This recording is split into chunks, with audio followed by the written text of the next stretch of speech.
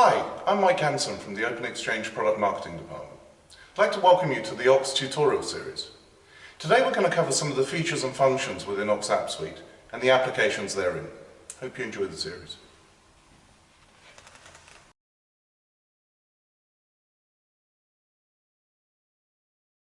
Ox Contacts, or the address book, is where you store all your email addresses and contact information. Let us now have a quick look around Ox Contacts.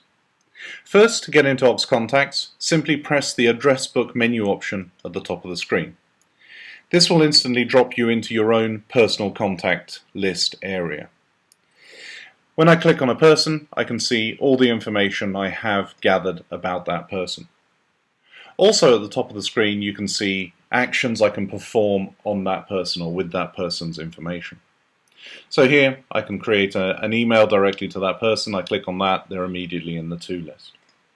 I can invite that person to an appointment scheduled in the calendar. Here that puts them straight into the recipient list. I can edit that person, I can delete that person's contact information, and I can perform advanced functions.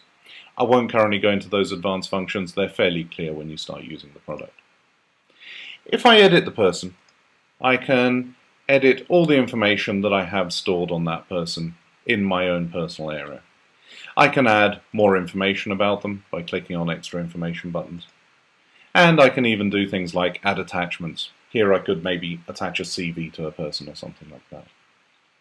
At the top you can see I've associated a photograph with that person. If I don't like the photograph, I can quickly swap that photo out for a different photo. I can just press OK. Much better photograph. I can save that. And now everything's saved. The other thing we can do is obviously organize the contacts in a far better way than a single directory. So if I open up the tree toggle structure at the side, what I can see is several private directories, some public directories, and shared directories. In my private area, this is my generic contacts area. Here is collected addresses. Now, collected addresses are when I send and receive emails, the system can automatically collect the addresses and add them to your address book. This is fully controllable. If I go into the settings of Ox App Suite and go into the mail section, I can see at the top in the common area two items that allow me to automatically collect addresses when I send to the person or when I receive from that person as well, or both. So that's the collected addresses, and here you can see all the people I've written to and received from at the time. I've created a test folder. This is empty at the moment. We'll see that later. There's a public address book. Now this is if you're sharing addresses with multiple people. This is often used in companies and small businesses. Here the addresses are created centrally. I do not have the right to edit this person because they're not me. But if I go into my own account, I do have edit options to edit my own photos and my own details. Now, how do we actually create a new contact and how do we add a new contact? So I want to create a new contact in my new contacts list. There are several ways I can do this. First, I can press the add button, and that allows me to create a contact or distribution list. And if I add the contact, I can manually enter all the information here.